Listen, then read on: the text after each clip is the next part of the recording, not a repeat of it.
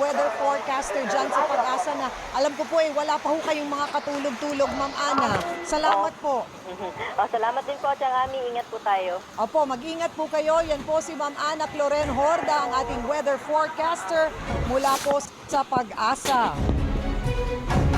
At kayo pa rin po ay nakatutok sa Bantay Habagat, ang DZMM special coverage. At kanina nga po inanunsyo na ng Malacanang ang trabaho po sa government offices and classes at all levels in Metro Manila, Pangasinan, Zambales, Tarlac, Bataan, Pampanga, Bulacan, Cavite, Batangas, Rizal, Occidental Mindoro, Ilocos Norte, Ilocos Sur, La Union, Quezon, Oriental Mindoro, Marinduque, Romblon, Masbate, Sorsogon, pati na rin po sa Albay, Camarines Sur, Catanduanes, Palawan, Antique, Aklan, Capiz, Iloilo, Guimaras, Abra, Mountain Province, Ifugao, Benguet, Nueva Vizcaya, Nueva Ecija, Laguna, and Negros Occidental.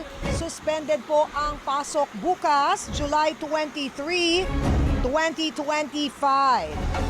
So yan po ay inanunsyo na ng Malacanang.